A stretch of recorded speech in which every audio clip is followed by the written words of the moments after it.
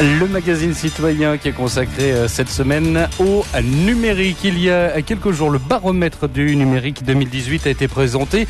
Document, sorte de photographie, si l'on peut dire ainsi, qui permet de mieux comprendre quelle est notre consommation du numérique en Calédonie, mais aussi de découvrir une filière en plein essor sur le territoire, malgré quelques freins. Je vous présente nos invités.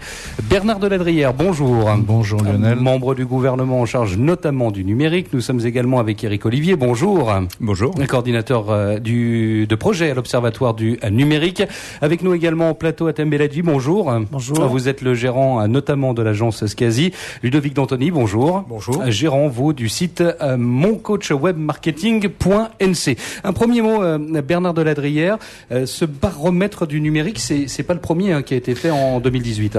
Non, c'est pas le premier, c'est le second. Le premier date de 2011 et effectivement, il était très attendu, en particulier des professionnels ici représentés, parce que pour eux, c'est un instrument d'aide à la décision, mais c'est également pour les pouvoirs publics un instrument tout à fait nécessaire pour élaborer les politiques publiques en matière de numérique. Et je disais en introduction que ce baromètre, c'est une sorte de photographie du numérique en Calédonie. C'est comme ça que vous voyez les choses ? Oui, c'est exactement comme ça. Et d'ailleurs, la méthodologie ressemble à celle d'un sondage, c'est-à-dire avec un échantillonnage, mais Éric Olivier en parlera peut-être, un échantillonnage très large avec énormément de particuliers et d'entreprises qui ont pu être interrogés. Donc il est très fiable. Il est très fiable. Éric Olivier, donc coordinateur de projet à l'Observatoire du numérique. Un petit mot sur l'Observatoire du numérique. Qu'est-ce que c'est exactement ? Alors nous sommes une association loi 1901 créée en 2011 justement sous l'impulsion du gouvernement et de l'ACTIC.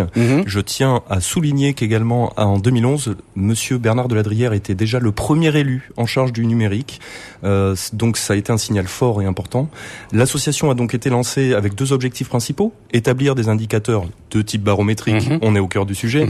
Et dans un deuxième volet, organiser des rencontres entre les professionnels, que ce soit par secteur ou de manière plus générique, pour amener justement à l'évidence du numérique à l'heure où nous parlons. Ça veut dire que le numérique, c'est pas simplement une vue de l'esprit de dire que c'est quelque chose qui fonctionne de mieux en mieux et qu'il y en a de plus en plus en Calédonie.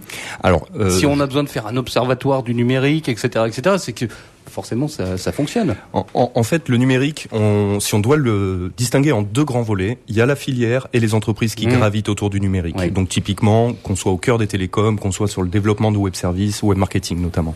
Là, on est au cœur de filière. Par contre, il y a tout ce qu'on appelle les entreprises utilisatrices, et j'ai envie de dire, c'est tout simplement toutes les autres entreprises de la planète, qu'elles soient publiques ou privées. On utilise tous le numérique, plus ou moins. Et justement, la maturité calédonienne en termes de numérique a énormément augmenté, puisque l'intérêt d'avoir cette deuxième photographie en 2018, c'est de pouvoir justement la comparer au premier étalon, qui était le baromètre 2011. Atem Beladji, vous êtes gérant de l'agence Skazi. Vous faites quoi dans votre agence ? Vous êtes une agence de com, mais aussi vous occupez d'aider les entreprises dans leur développement numérique, j'allais dire ? Alors, je vais parler par la suite de Skazi. Je suis aujourd'hui au titre de l'organisation Open, donc le cluster numérique, qui représente aujourd'hui une quarantaine d'entreprises dans la filière numérique, dans le cœur de la filière numérique. Donc aujourd'hui, on était en attente de cet observatoire, de ce baromètre. On est très content de l'avoir. Pour juste revenir sur la petite précision, aujourd'hui, le numérique représente à peu près 2-3% du PIB en Nouvelle-Calédonie, ce qui est assez intéressant, mais je rappelle quand même que c'est assez bas par rapport à ce qu'on peut voir par ailleurs, où en général sur les pays en voie de développement, on est de l'ordre de 7-8%, et les pays développés, et les pays en voie de développement, on les voit même atteindre des 10 ou 11%. Donc c'est une filière, un secteur à développer pleinement, et on a besoin de ces outils pour pouvoir travailler. En ce qui concerne la société que je dirige, qui s'appelle Skazi, aujourd'hui c'est à peu près 65 salariés, collaborateurs. On a effectivement une agence de com et on développe des sites internet et du logiciel. Ludovic D'Antoni, vous, votre job, vous êtes le gérant de moncoachwebmarketing.nc. Je crois que tout est presque dit dans le nom. En fait, voilà, j'ai une société qui est spécialisée dans l'accompagnement des très petites et moyennes entreprises sur Internet. C'est-à-dire donc de la gestion de petits projets Internet, la création du site et surtout prendre la main aux artisans, aux commerçants pour leur dire venez sur Internet. Un mot tout d'abord sur le baromètre numérique. Il y a quelque chose qui m'a marqué, c'est qu'on essaie de définir un peu le consommateur du numérique en Calédonie. Alors ils sont classés en 4 castes, j'allais dire, ça va du déconnecté au digital addict. Bernard Deladrière, c'est important de connaître le consommateur. Ah oui, c'est tout à fait essentiel. Et alors j'ai trouvé un équivalent pour digital. Oui, parce que vous... oui, c'est hyper connecté. Hyper connecté. Voilà, hyper connecté. Il y a les déconnectés à une extrémité. L'internaute tranquille, l'internaute trotteur et les hyperconnectés. C'est capital, enfin surtout pour effectivement les politiques publiques et ensuite les acteurs privés. Et c'est vrai qu'on va regarder, nous, puissance publique, les 19% de déconnectés, parce que on a une volonté, c'est l'inclusion numérique. C'est-à-dire qu'il faut que personne ne reste en marge du numérique pour des raisons soit géographiques, soit d'âge, soit de pouvoir d'achat, soit de handicap, etc. Donc c'est capital de s'intéresser tout particulièrement à cette catégorie de déconnectés, sachant que, je le rappelle toujours, il y a aussi des gens qui ne veulent pas être connectés et il faut respecter leur liberté.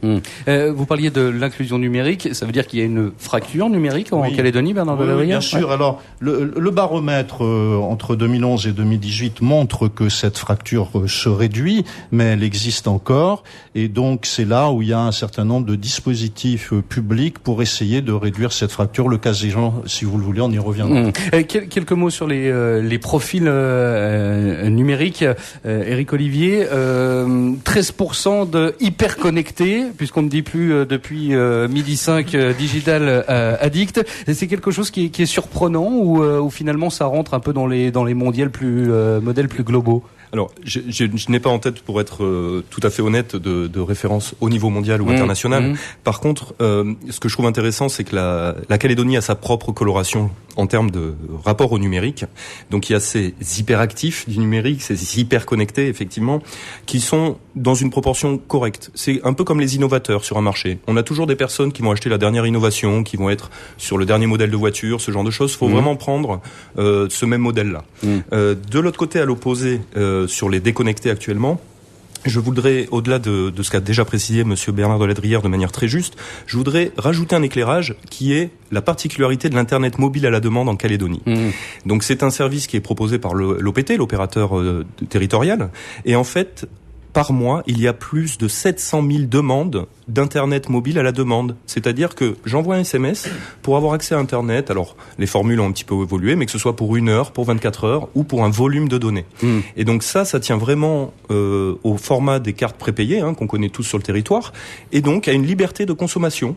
Que j'ai envie un jour d'être connecté ou pas, le lendemain, j'ai cette liberté-là. Donc ça veut dire que je peux être déconnecté le lundi et hyper connecté le mardi. Voire même le mardi entre midi 5 et midi 10 ou midi et midi 30 par exemple, si j'ai envie d'écouter la radio en streaming live. Mais on l'explique comment ce mode de consommation? Il y a une explication à ça? Alors, il y a une crainte d'engagement, il y a une question de moyens évidemment à la base. C'est-à-dire qu'encore une fois, soit je prends un forfait mobile, téléphonie, voix, je peux greffer de l'internet mobile sur ce forfait-là. Il y a maintenant même des offres groupées de l'OPT, je tiens à le souligner parce que les forfaits ont vraiment beaucoup évolué de manière récente avec des coûts qui sont de plus en plus accessibles.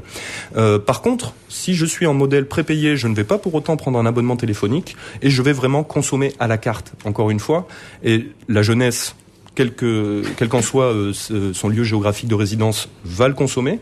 Alors, elle peut avoir accès à des Wi-Fi publics, par exemple, comme sur la place des Cocotiers, à Nouméa, mais en l'absence de place Wi-Fi, disponible gratuitement, je peux me connecter via la 3G, via la 4G, encore une fois à la demande. Donc c'est vraiment pour moi un usage qui peut être identique sur un jeune de 15 ans, autant que sur une personne qui va avoir 30, 40, 50 ans, mais qui répond à un besoin très ponctuel. Et est-ce que c'est important pour vous, les professionnels, de connaître le consommateur calédonien, ou est-ce que finalement ça vous intéresse pas plus que ça? Est-ce qu'il y a un intérêt à connaître le profil de l'utilisateur du numérique en Calédonie?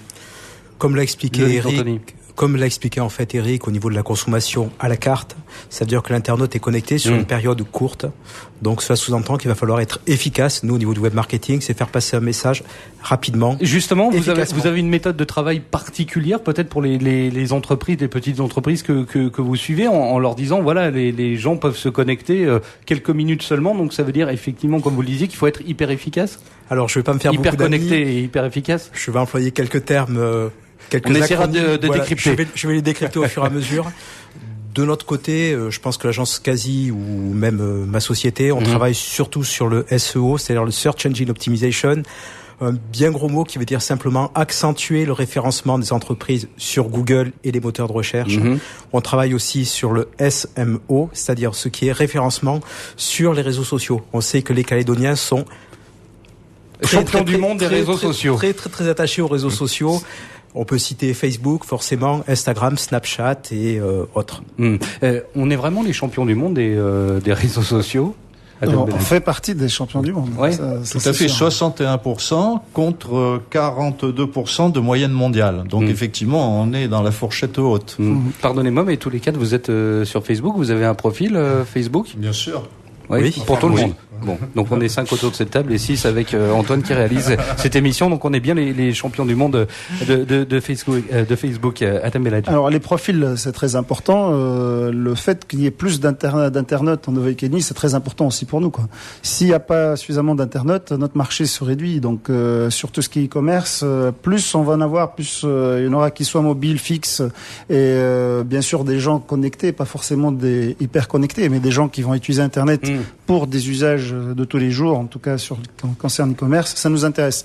En même sorte, lorsqu'on a des gens qui sont plus équipés de cartes de paiement, ça nous intéresse. Il faut qu'il y ait le maximum de gens qui ont la possibilité d'aller faire des transactions entre guillemets sur Internet. Quels sont les freins à la consommation ? On parlait des gens déconnectés qui habitent peut-être loin, etc., etc. Mais est-ce qu'il y a un manque aussi peut-être de formation, je dirais, des gens qui utilisent le Internet ? Bien sûr, c'est quelque chose de capital. On parlera peut-être de la formation des professionnels. On va y revenir dans un instant. Mais là, effectivement, c'est l'accompagnement de la population à l'utilisation de l'Internet et en particulier des catégories les plus âgées qui sont souvent effectivement qui sont pas inclus dans le développement et ça il y a un travail à la fois des entreprises mais aussi un travail associatif important des communes, des CCAS, etc. Et là on peut lancer des politiques publiques pour aider ces gens-là. On parlait l'autre jour lors de la conférence de presse de présentation de ce baromètre des cases numériques. Oui, les cases numériques, ça c'est typiquement pour lutter contre la fracture géographique, c'est-à-dire qu'on essaye d'aller dans les endroits de Calédonie les plus isolés, les moins connectés, mais il faut aller au-delà de ça et même dans l'agglomération, il faut accompagner les personnes les plus éloignées du numérique. J'aimerais qu'on parle des entreprises privées. Est-ce qu'elles se mettent vraiment au numérique au jour le jour ? Est-ce qu'on sent une progression au fil des années ? Vous allez me dire oui, puisque vous avez chacun des entreprises qui aident justement les entreprises. Donc on va pas vous torpiller votre business. Mais vous sentez qu'il y a une émulation en Calédonie depuis quelques années ? J'ai le sentiment que de plus en plus on voit des sites internet d'entreprises. Disons qu'on a de plus en plus d'entreprises présentes sur Internet. Oui. Peut-être pas de la bonne faison, c'est ce que j'évoquais lors d'une précédente émission, c'est-à-dire que les entreprises aujourd'hui privilégient Facebook au détriment d'un site internet. C'est-à-dire les premières demandes que moi de mon côté j'enregistre avec ma structure, ce sont des demandes de community management, c'est-à-dire directement de la gestion de réseaux sociaux. Mais ça se comprend aussi parce qu'on a le sentiment qu'avec Facebook, dès qu'on met un post sur son profil, on a l'impression de toucher le monde entier, alors qu'avec un site internet, si c'est un peu mal fichu, pas mis à jour, etc., on a le sentiment que les gens viennent moins. Tout à fait, mais c'est là en fait que le professionnel intervient, c'est-à-dire un site mal fichu, avec un professionnel ça ne peut pas arriver. Et encore une fois, il ne faut pas oublier que lorsqu'une entreprise est sur Facebook, elle n'est pas chez elle est chez Facebook. Voilà. Après, il y a des modes de consommation. Le Facebook ou le Twitter qu'on voit en métropole, un peu moins en Nouvelle-Calédonie, c'est de l'actualité. Après, une information qui doit rester, qui doit être bien organisée, elle est plutôt sur un site internet. Donc après, différents usages. Après, sur l'intérêt des entreprises, oui, il y a un intérêt fort. La meilleure preuve, c'est l'évolution du secteur de la filière numérique, puisqu'on parle de plus de 20% entre le 2011 et maintenant d'entreprises supplémentaires dans la filière. Et en termes aussi d'emploi, c'est clair. On a des gros problèmes d'ailleurs de recrutement parce que toutes les entreprises recrutent, et administration, banque et entreprises privées.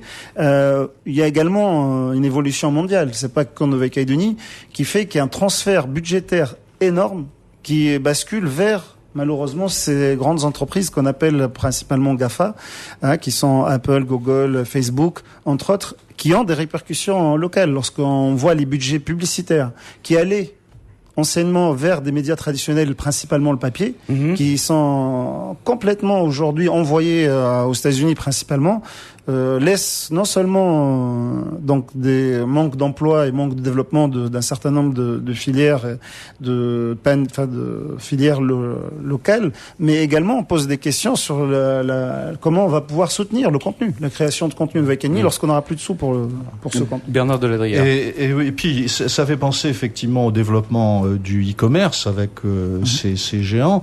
Et c'est vrai qu'il faut qu'on y soit très vigilant parce que c'est l'avenir même du commerce calédonien qui est en jeu.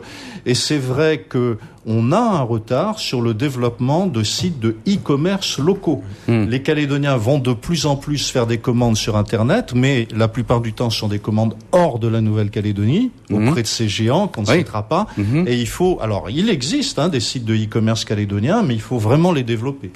Pourquoi est-ce que, justement, les sites de e-commerce calédoniens, on a du mal à les développer? C'est un manque de confiance, de connaissance, tout simplement, de l'existence de ces sites?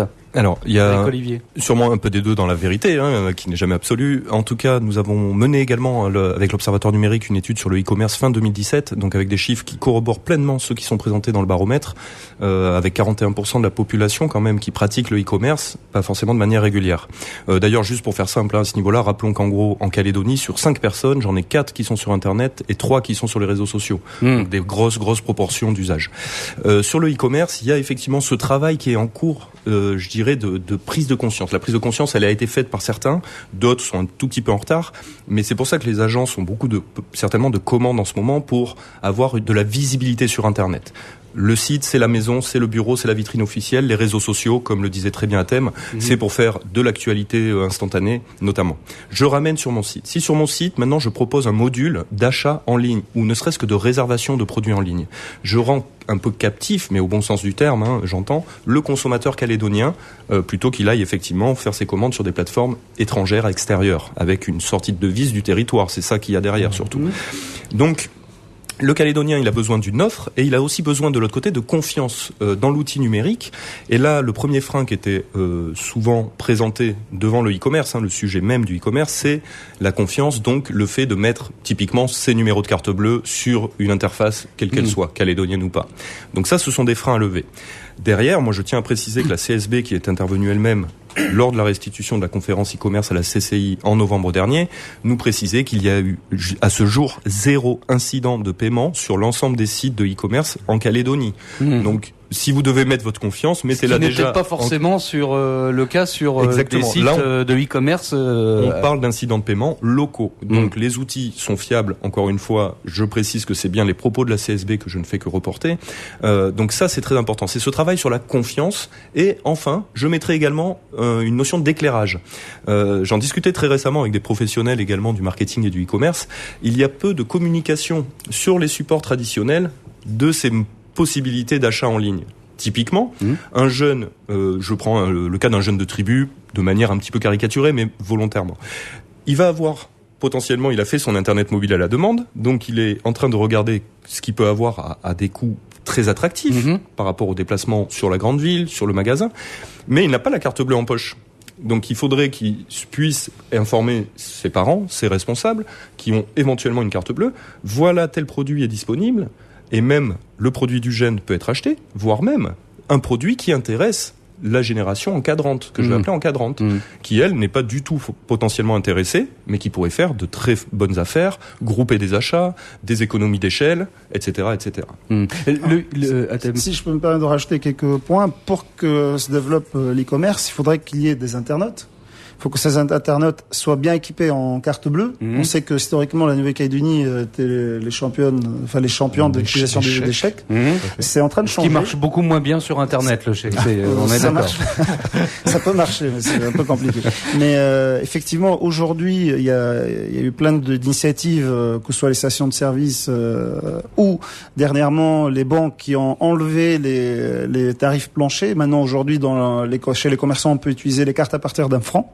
Ce qui va ils ont réduit aussi les frais en fait d'obtention des cartes et de leur donc entretien annuel. Donc on est sur pas mal de mesures qui vont aider à avoir en fait des gens équipés. Le dernier point, pour qu'il y ait de l'e-commerce, il faut qu'il y ait des choses à vendre sur Internet local. Et malheureusement, il y en a pas beaucoup de commerçants qui sont mis. C'est en train d'évoluer énormément. Il existe des plateformes. Je dirige une qui s'appelle Shop.nc. Aujourd'hui, on a 150 commerçants. On est en train d'avoir un certain nombre d'articles. On est très très loin de ce que peut représenter des grandes plateformes internationales. Celui qui porte le nom d'une forêt notamment. Voilà, par exemple. Mais il faudrait que ça soit, il faut qu'on atteigne ainsi un seuil critique qui va permettre à l'internaute calédonien de se dire si je vais à tel endroit ou si je cherche correctement sur les moteurs de recherche, je vais trouver le produit que je cherche. Parce qu'aujourd'hui, s'il trouve pas, il va perdre beaucoup de temps, il va préférer aller physiquement acheter un produit. Mais juste pour terminer, l'anecdote, c'est que à partir du moment où on diffuse sur Internet, on est diffusé sur les moteurs de recherche. Et on a aujourd'hui, donc sur la plateforme, des achats au niveau international. Que ce soit pour des... Ce que vous êtes en train de nous dire, c'est que grosso modo, les Calédoniens vont pas acheter sur les sites calédoniens, mais les gens de l'étranger viennent acheter sur le site calédonien. Je rappelle, c'est anecdotique, mais ça existe. Alors, pourquoi ça existe? On est des fois spécialisé dans certains secteurs. Je rappelle, par exemple, que le Calédonien est le champion du monde également du pick-up, d'une certaine marque, sans la citer. Et du coup, on développe une certaine ingénierie de la recherche d'accessoires qui marche le mieux. Et il va pas forcément le trouver ailleurs, y compris en métropole. On a eu des accessoires qui sont achetés en Nouvelle-Calédonie au bon prix et qui sont vendus en métropole. On parle d'une dizaine de transactions, mais on n'a pas fait de pub, on n'a pas fait de rien. Ça tombe tout seul, juste parce qu'on est référencé sur Internet. Après, on peut même extrapoler cette situation à des champs un peu plus larges. Je vais prendre l'exemple plutôt récent de l'export sur la pêche. On a vu que la filière du thon, par exemple, avait eu des possibilités d'export.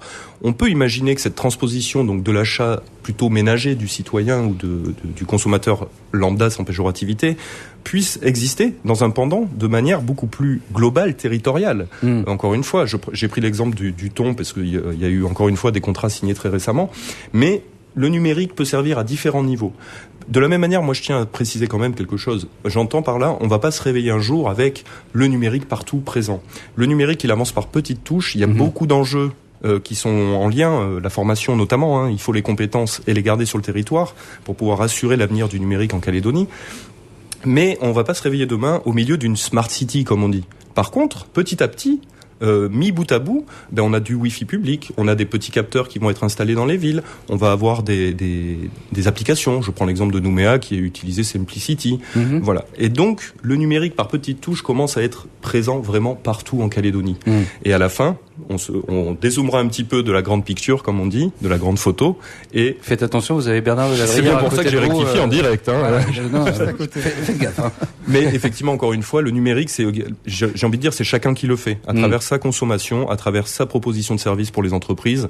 Et surtout, moi je veux insister aussi, c'est sur les services publics où ça a énormément évolué concernant les administrés. On va y revenir dans un instant. On va faire un volet service public. Ludovic Dantoni, à propos du e-commerce, est-ce que finalement les entreprises ont pas un peu peur aussi de s'y mettre? Parce que, alors, je sais pas si c'est une réalité, mais je suis une entreprise, j'ai X salariés, je vends, je sais pas, n'importe quoi, ce que l'on veut, dans un magasin, etc.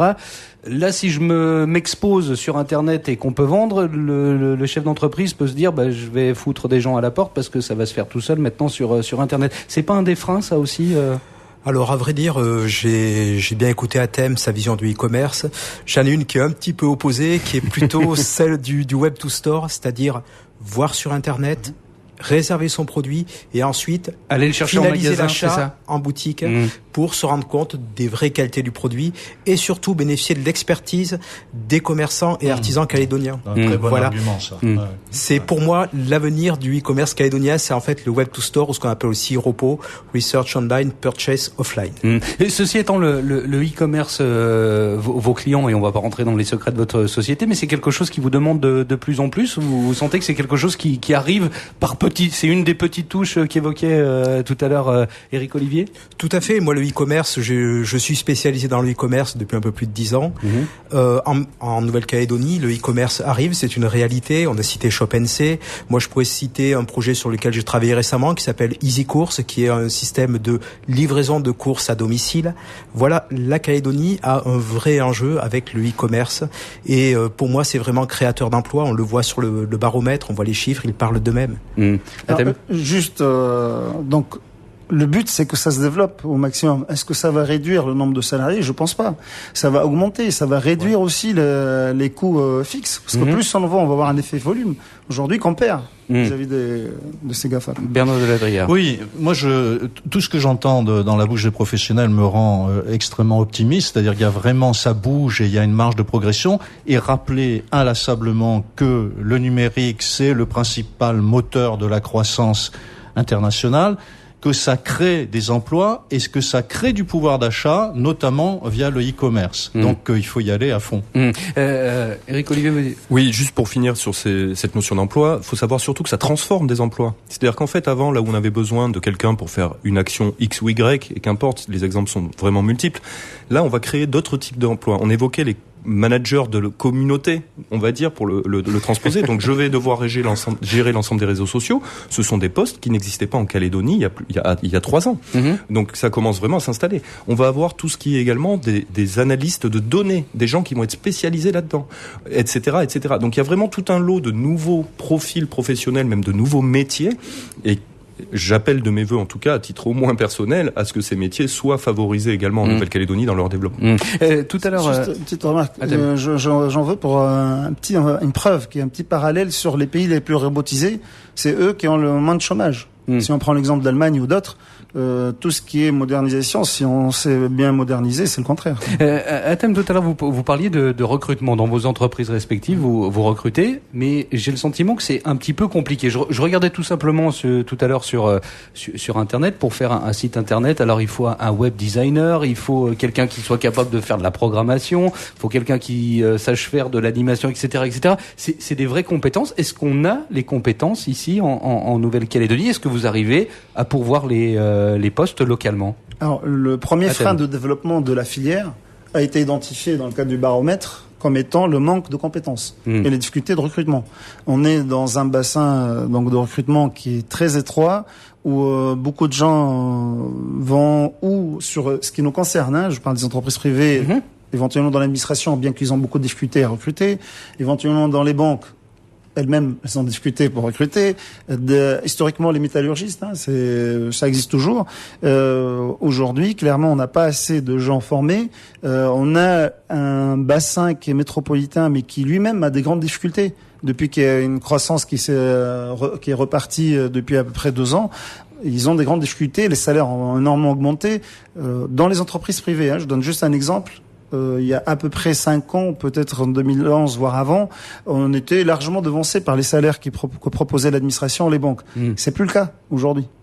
On est obligé de s'aligner. D'ailleurs, l'administration devient un frein sur les salaires, ce qui n'était pas avant le cas, quoi. C'était le gap était très important. Aujourd'hui, il est réglé, et ça prouve qu'il y a une tension sur le sujet. Ludovic D'Antoni, il y a un manque de formation en Calédonie, des gens qui voudraient se lancer dans cette filière numérique globalement. Alors au niveau universitaire, les filières sont créées. Maintenant, il faut que les elles sont pas énormes les filières. En fait, sauf erreur de ma part, il y a un DUT qui a été mis en place il y a pas très longtemps. Il y a des BTS aussi, mais ça reste peu de filières. C'est toute la difficulté d'une manière générale, c'est que ça vient d'être rappelé. On a un tout petit marché, donc on doit gérer les formations avec beaucoup de précautions et de précision parce qu'on peut très vite saturer aussi. Et donc, en fait, il faut s'adapter en permanence. Et on pourra pas faire toutes les formations ici, même s'il y a des progrès. Donc, il faudra continuer à faire venir des compétences extérieures, mais pour des transferts de compétences, et puis d'envoyer des Calédoniens en formation à l'extérieur. Il faut faire les trois en même temps. Éric Olivier. Alors, je veux juste préciser, effectivement, on a l'ensemble des compétences d'un point de vue qualitatif en Nouvelle-Calédonie. C'est vraiment une question quantitative qui se pose, soyons clairs là-dessus. Ensuite, effectivement, sur les formations, il y a des formations qui sont spécifiques, vraiment très dédiées. Je pense au BTS SIO du lycée du Grand Nouméa. On est vraiment dans le cœur de la programmation. On est vraiment sur quelque chose de très informatique. À côté de ça, on a évoqué le DUT MMI, sans le citer, mais c'est bien celui-ci qui était pensé. Moi, je voudrais prendre l'exemple, par exemple, des BTS communication, qui existent depuis de longue date sur le territoire ou ailleurs, ou même de l'EGC. Mais finalement, ce sont certains modules de ces formations-là qui se réadaptent aussi, qui se réécrivent à l'heure du numérique.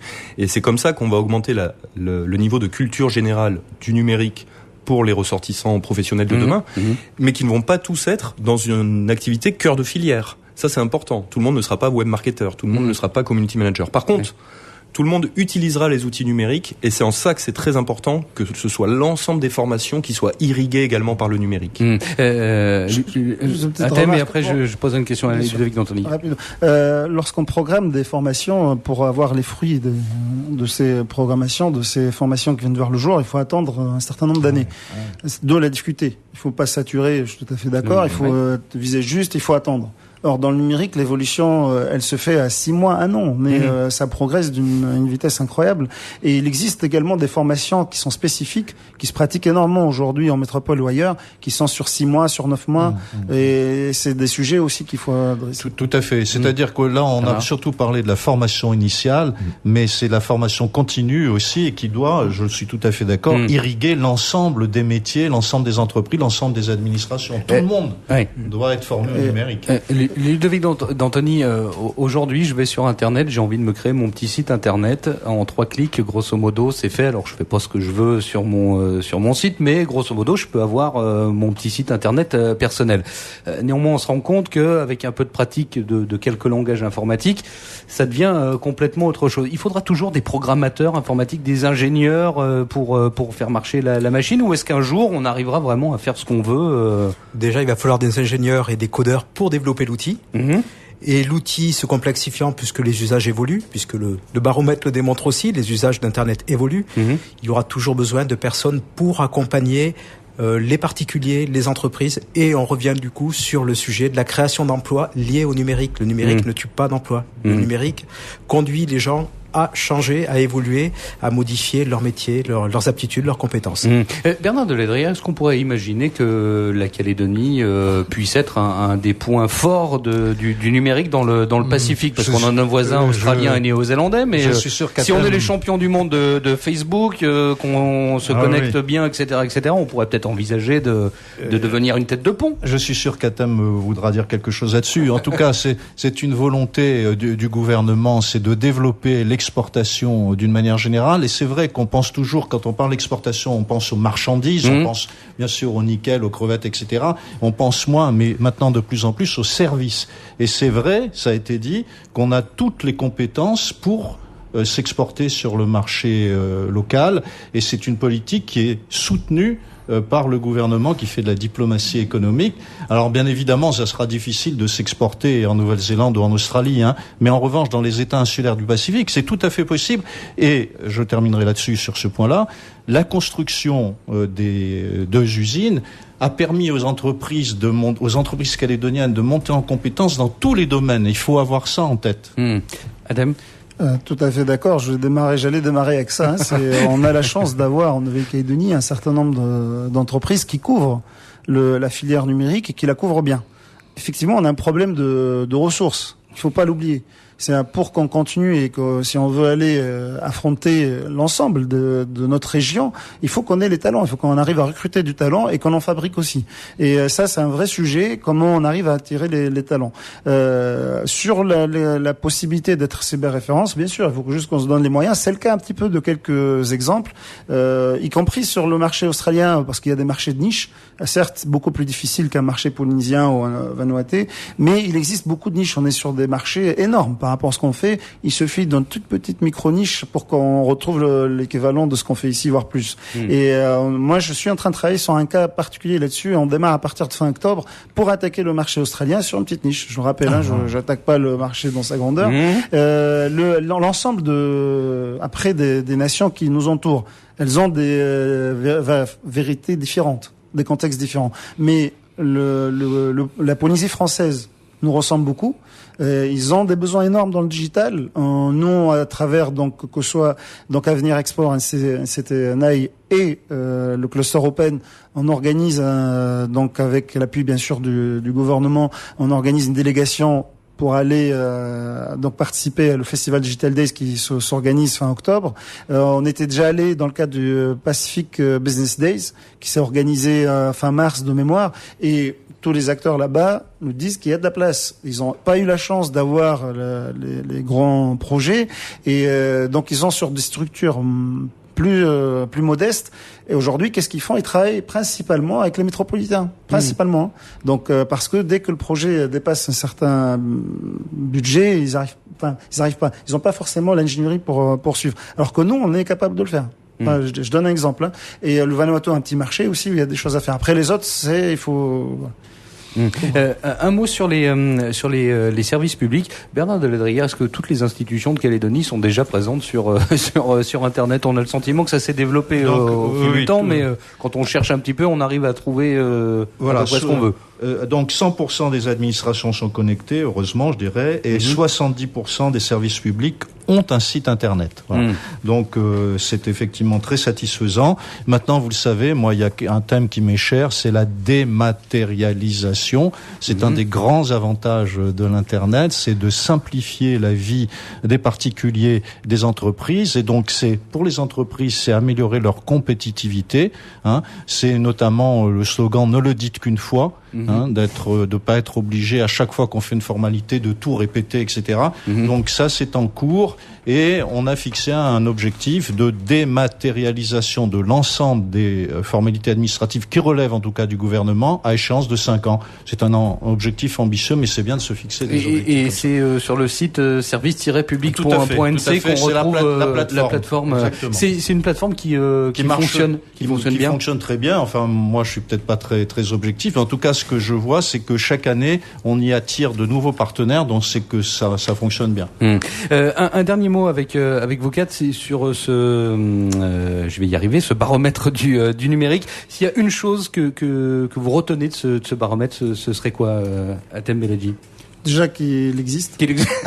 Parce qu'on l'a attendu depuis 2011, donc on est très content que ça se renouvelle. Il faudrait continuer également de faire des baromètres intermédiaires quasi tous les ans. On est sur un secteur qui évolue énormément. Ça, c'est un message à Bernard Deladrière qui a bien reçu le message. Voilà. Et sinon, l'évolution énorme de la filière numérique, des usagers. On voit très bien qu'il y a un taux de pénétration qui est quasi équivalent aujourd'hui aux pays les plus développés. Donc il faut qu'on en profite. Aujourd'hui, on commence à avoir pas mal de gens qui sont sur Internet. On appelle à ce qu'ils soient plus nombreux, mais il faut qu'on en profite. Et Ludovic D'Antoni? De mon côté, en fait, 2 indicateurs. C'est vraiment l'évolution de la filière numérique, c'est-à-dire ce nombre d'entreprises qui grandit depuis 2011, et un chiffre qui tire plutôt à des... Et ça vous satisfait, le nombre d'entreprises qui grandit, parce que ça vous fait de la concurrence, pardonnez-moi, mais enfin... Le marché est très grand, et la concurrence va permettre à la qualité de s'élever, et c'est ce dont on a besoin en Calédonie. Le deuxième point que je retiens vraiment, c'est en fait plutôt une conclusion, c'est dire aujourd'hui on a un manque de compétences, nous, entreprises du numérique, on doit inciter les jeunes et les moins jeunes à apprendre à se former pour justement devenir des acteurs, et que ce baromètre, quand on va le refaire dans quelques années, eh bien les chiffres soient encore très élogieux, très flatteurs. On peut se former à tout âge au numérique? On peut se former à tout âge. Il y a des structures en Calédonie qui assurent très bien ça. Moi, par exemple, j'interviens auprès de l'ADI comme formateur au niveau d'Internet. On peut se former vraiment à tout âge. Et Internet, c'est vraiment, on va dire, l'avenir pour avancer. Éric Olivier, vous un fait marquant sur ce baromètre que vous connaissez par cœur. En fait, je n'en prendrai pas un seul et unique, forcément. Non, par contre, ce que je prendrai, c'est vraiment l'observation, et j'invite tout le monde à regarder ça, de l'évolution du nombre de points, effectivement, à chaque fois sur certains indicateurs, notamment au niveau des entreprises. Moi, je reviens sur cette prise de conscience des entreprises utilisatrices. Les entreprises de la filière sont convaincues depuis le départ, par leur cœur de métier, par leur activité, par leur investissement, qu'il faut aller dans le numérique.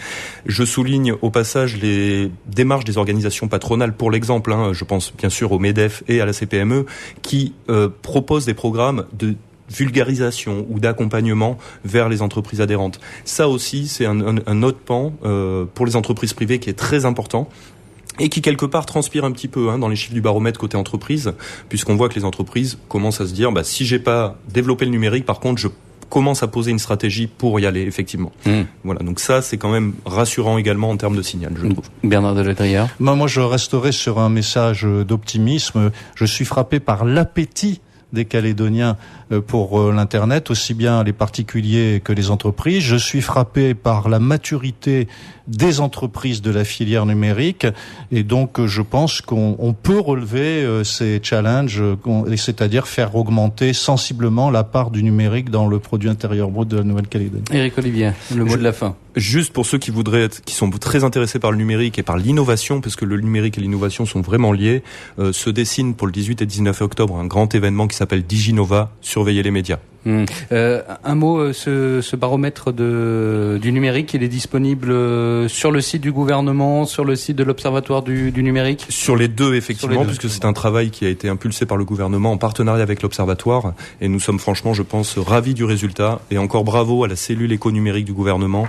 C'est un des gros travaux qui sont menés actuellement, et celui-ci était un vrai pavé. Et pour y avoir passé quelques dizaines de minutes ce matin en préparant cette émission, c'est un baromètre qui est extrêmement intéressant, même quand on n'est pas forcément au cœur de la filière du numérique, mais ça apprend plein de petites choses extrêmement précieuses. Merci à tous les quatre d'avoir été avec nous ce midi dans ce magazine citoyen. Passez une belle après-midi, à la semaine prochaine.